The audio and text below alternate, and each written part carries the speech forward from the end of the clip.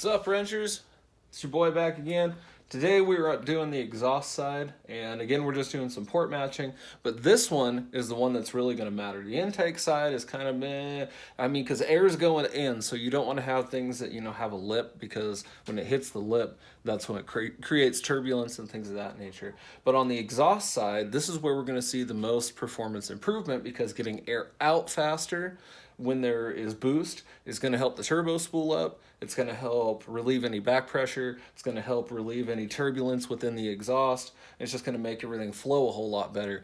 More flow, more boost, quicker boost, and all that kind of stuff. Less heat as well, so we can get the hot air out faster. And just overall, the exhaust is usually the side that you want to open up the most, because then you have the least amount of hindrance on the engine. The engine itself is going to suck as much air as it can suck no matter what, unless you have a restricted hole. So, again, opening the hole up and letting it breathe better, that is definitely going to help. But opening the holes up and letting it, because you got versus, you know what I'm saying? So this one here is actually going to be really significant in comparison. You can already see here, and I didn't do this. This is from the stock gasket, okay?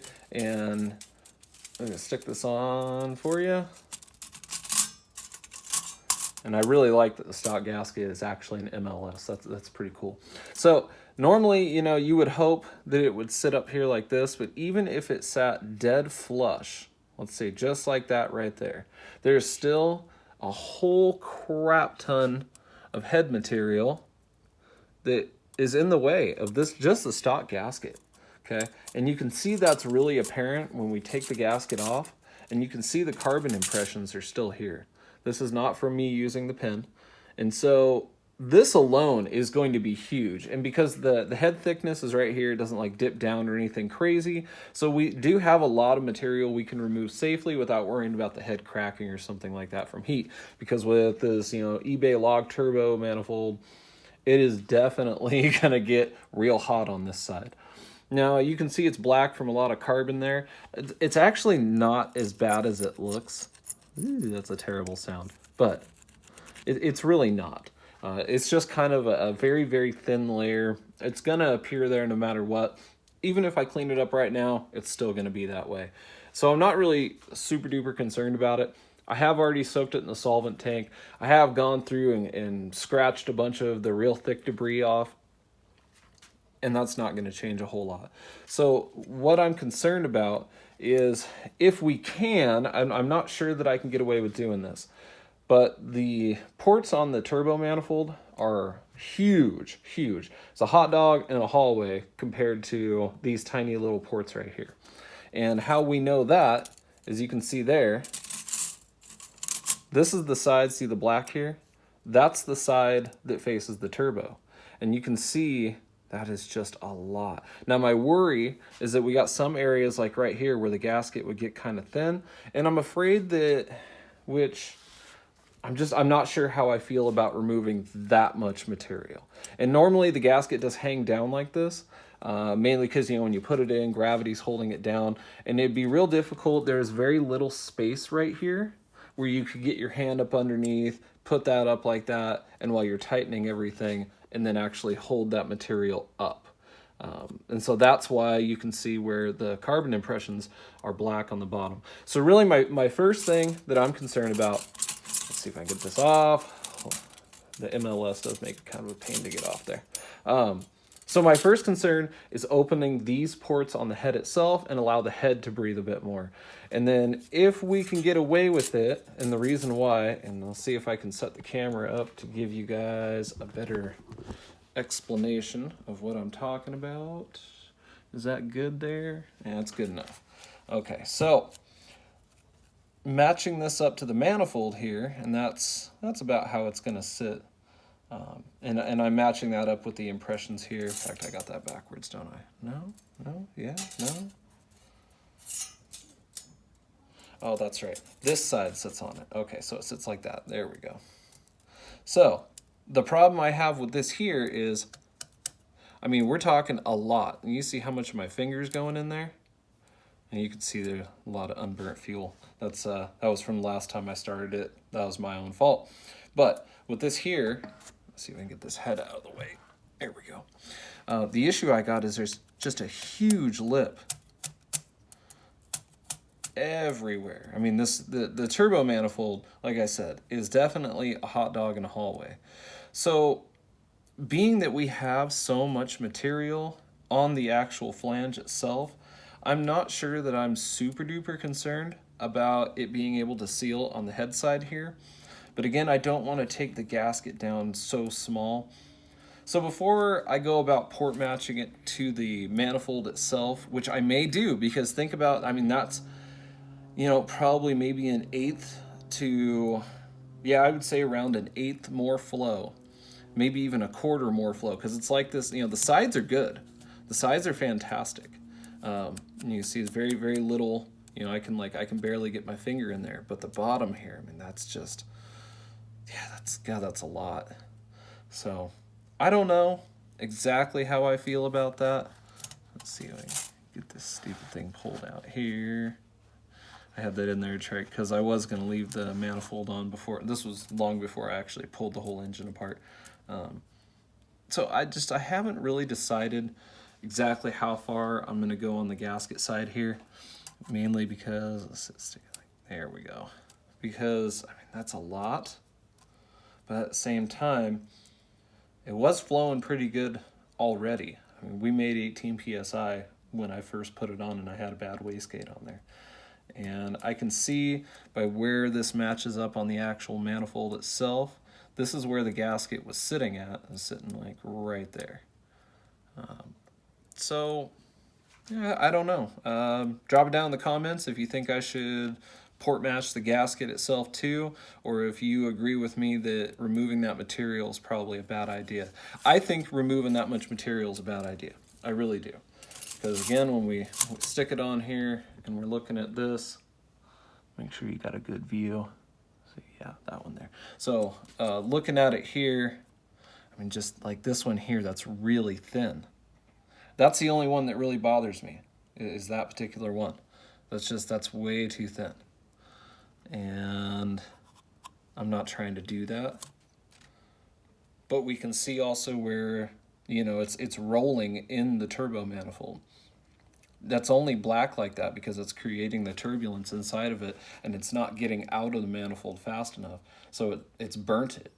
This is a bunch of leftover crap. The same thing that's making it black on the inside here. Could just be unburnt fuel, things of that nature. You did see that there's quite a bit of unburnt fuel that's still in here. This stuff here, that's not oil. That's legitimately, yep, that's fuel.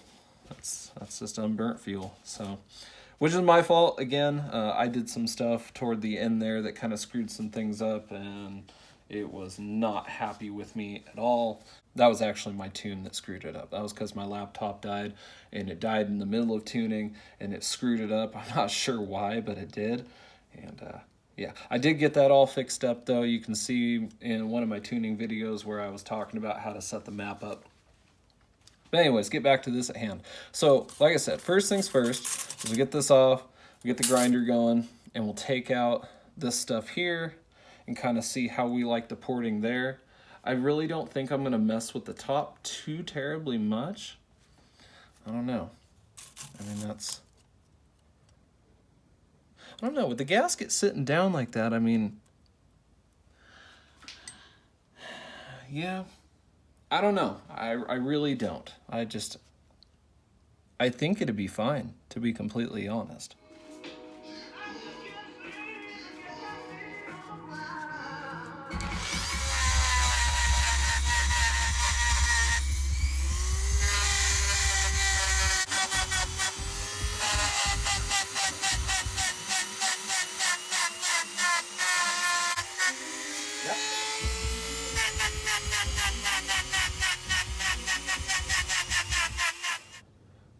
Well, I may or may not have pretty much just went ham. So I shaved the exits down quite a bit where the divider is there, and made them pretty sharp enough that it's kind of hard to see. They're sharp enough, like this one here, cut some paper. I gave them kind of a nice little mirror polish here on the ends. And my tool wasn't able to reach that far inside, and I didn't feel like taking the valves out just to clean that junk. I really don't care that much. If for some reason this engine does make a lot of power and doesn't come apart, I know the trans will definitely come apart, and likely I'll just end up pulling the heads off, or the head single, pull the head off, and I may port it further. If again it does last and makes good power, we'll put bigger valves in it. We'll really actually open this thing up and push it to the gills. I think it'll break the trans first. I think that it's going to be what goes. I think the engine will be just fine. But as you can see here, they actually are almost kind of like beveled. And so, you know, that little guy, don't worry about that little guy. That actually is, it's like you can see it, but you can't even feel it. It's just a little skip of the Dremel. I did use this little Wandy tool that I got. You can actually see I had a little buffer on there. I was cleaning up. That's how I polished it.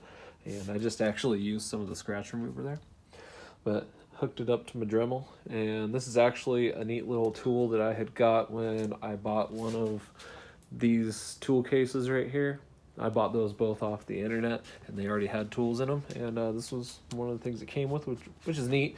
It doesn't quite thread in there right, but it's enough.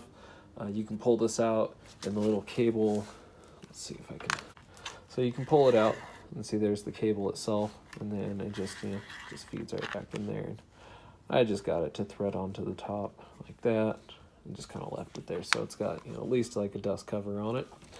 And then you can just, you know, control the speed from here. And I was going to try this stuff. This is actually like car polish crap. But this, as you can see, did a pretty good job polishing those scratches off.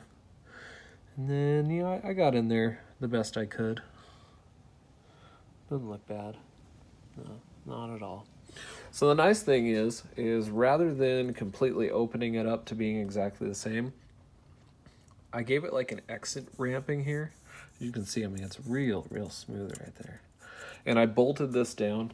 So I took these and a bunch of random different, you know, nuts and bolts that would fit over here, and then sandwich that gasket down.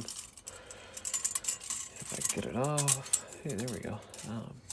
And you can see it goes on like that. So it does still have a little bit of a lip, but due to this being the exit and the way that fluid dynamics works, is it's going to come out here, this will open up, and it'll match the opening on the opposite side. So this end opening here, where I've kind of like beveled the gasket, this is also the neat part about having an MLS, is, you know, these here you would have just had to open them, even though those suck. But if it was that, or even a paper type gasket like this one here, you'd have to open the whole thing up. But due to having this MLS style gasket, we're able to taper it. And it's like that on every single port. And then I opened the hell out of these ports. There's so much metal, like lots and lots and lots of metal shavings. Can't really see it. Yeah, look at that. Metal shavings everywhere. Definitely not a good idea to have them by the plug, but it's whatever. So, yeah, we should have, I should have a crap ton better flow coming out of this, you know, the exhaust side of the head. And that'll do it as far as the exhaust side. And I guess I'll touch on the intake side while we're doing the same thing. So actually let me move this here. And then the finish on the intake side, I kind of went through and I did end up cleaning it up a whole lot more than I had originally shown you guys. You can see, again, I got the tool in there about as far as I could, and I'll clean that stuff up. You can see a little bit of fuzz that's down in there. That's because it's not, that's mostly like aluminum dust and things like that, because you can go like that and you can see a lot of it's gone. So yeah, I just need to blow these out. I haven't hit them with the air compressor yet. And then I'll also dip it back in the solvent tank again, make sure it's all nice and cleaned out. But I port matched everything, gave it a real nice bevel again, same situation. And then as far as the actual intake manifold, now I have one more port left, but I went in and I started doing the same thing here as well. So everything's getting nice and cleaned up. I know I said I didn't care before, but in typical fashion, again, a lot of this stuff is just like, let's just, well, only when it needs cleaned up. And I wasn't able to get very far in there. I may try a little bit more. We'll get I'll get that stuff out of there too. And then this is the one I haven't touched at all. You can see how it has like this weird little step from the machining of the port there. And I'm gonna match that. You can actually see like I matched it here. And then it has this tiny little lip that comes out. But this opening is bigger, so it'll just roll right off of there. And then there was something about the injectors I thought about doing, due to the fact that the EV1 injector pretty much is flush. That's this one here. It's like dead flush when it sits in there. Okay. And then this EV6 injector that's out of an RX-8. See, it goes. There we go. That's the max it goes in there. You can see there's a lot of it left. Now, thankfully, due to this being a 4-hole atomizer and this being the single hole, this one shoots out in like a stream. Okay, so it's going to follow this down. It's going to shoot in there, right? And being that it's not that far away, I can't decide if I want to open this up. In fact, I probably won't. I'll just leave it like that. And I'll just increase the fuel pressure to offset the boost anyway. And I can get, the rising rate regulator and hook it up off of one of these. This was for the fuel rail stock. Some other stuff I've done, I went and put some of the JB Weld putty in there, and that's dead flush. And it's all the way inside. It's literally all the way into there. And then this one actually goes all the way into this one as well. And then this block off plate, which goes to this here, there's no reason to really remove it because it usually would go right there. And then it goes into these outlets and whatnot. That's not anything that really matters anymore. I've deleted all that kind of crap. Same with putting the block off plate here, and I filled these as well. So yeah, this is the intake manifold. If you watch the turbo video, you'll see how much I ported the crap out of this as well. So everything, besides I need to finish these last two. But for the most part, everything is done as far as porting is concerned. And then I'll start, I'll get everything cleaned up and then get it put back together. Ooh, that was the injector that made that noise. Let's get that out of there. This is one part I am kind of organized about, is make sure sensitive things are put away nicely. I did go under here and all this stuff has been cleaned. It feels like, or here rather, that's pretty much flat to the nail. So it doesn't look real pretty, but they are cleaned up. And the intake valves look fine. And they have no issue at all. But the exhaust valves, they definitely got hot. And I don't like that the exhaust valves are smaller as well. So we'll definitely end up moving those to a bigger size later on down the road. And you can see that they actually would have no problem accepting a much, much bigger valve. So we'll do that later. If this engine survives the abuse I'm going to put it through. If not, we'll just V8 swap it. Yeah, other than that, I didn't really see a point in getting down in there. You see how the cast starts to split off? I just get afraid that we're going to have some sort of cracking happen, that one right there especially. So I'm not going to mess with those yet. God, I gotta quit saying we. I'm talking like there's somebody else here. There ain't nobody else here, man. This is a one-man show. So yeah, I'm kind of worried about that. I don't know how far that casting goes before it gets to anything vital. So maybe once I'm more ready to push the motor a little bit harder, I'll do that. Also, I could still get a much more aggressive cam profile. I need to get one from a 94 to 95, I believe, MX3 with the B6 in it. And if anyone can find me one of these cams, I would be forever grateful, and I would definitely pay you for it. But it's got to have, this needs to be on the exhaust cam. So it would be on this cam over here, and it's the cam angle sensor, which is this guy here. So if you see one of these pods on the back of it, it would be right here. I need that. I need that bad. That would actually allow me to move the intake cam from that side, which is big old fatty because it has the big valves and everything.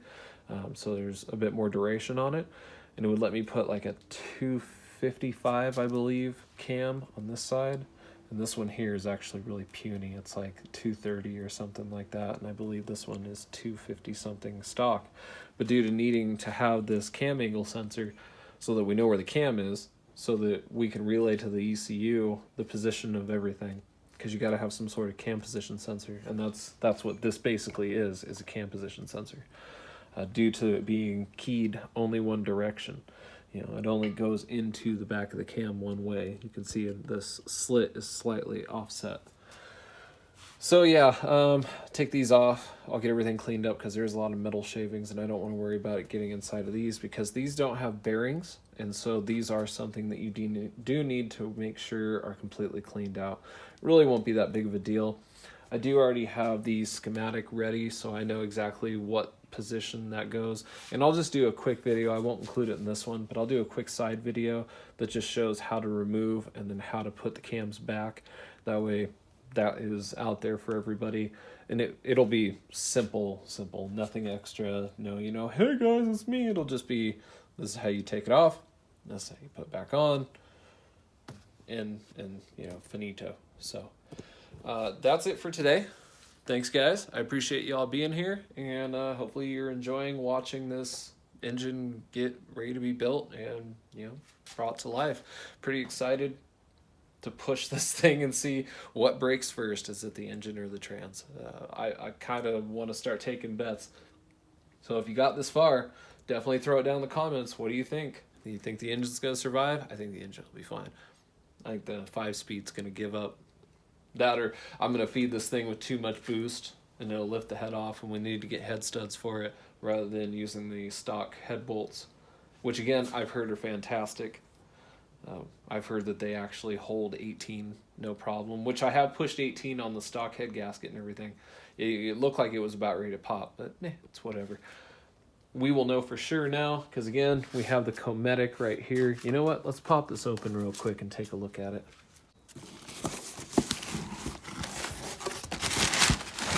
All this big old box. Seriously, there's nothing else in here. All that for this. Oh, that's beautiful though. Make sure is it the right size. Yeah, look at that. 51, where this one here is 40. So this is gonna this will remove a little bit of the compression. Not a lot. Should bring us to about 9.1 to 1 versus it was 9.4 to 1 stock. Oh, I guess you're supposed to pull the tab thing, huh? It's a very heavy gasket. Oh, look at that. That's a thick boy right there. Super thick boy. All right. I'm stoked. I'm real stoked for this. Super duper stoked. Probably get some of that copper spray, put it on there. Not like it'll matter. I mean, that's a good head gasket. Ooh, Cometic. Maybe we'll put that on the car too. Start putting the car's sticker sponsor things somewhere. Maybe under the trunk, or maybe make like a sign. And that way when I go park at places, I can put a little sign out and be like, this crap is on the car. But I didn't have to deface my car with stickers. I don't know why, because the car's kind of ugly. It's not like it has the best paint job in the world. But I just have this thing against putting decals and stickers on my cars. Usually I debadge everything. Like, you have to guess. If you don't know what it is, guess. Anyways, all right, guys, thanks for being here. I'm really excited about this because this means, I mean, I've only got a couple more pieces left, like just get a new oil filter and some random junk here and there, which I'll probably go with the AMSOIL. And then, I don't know. Peace.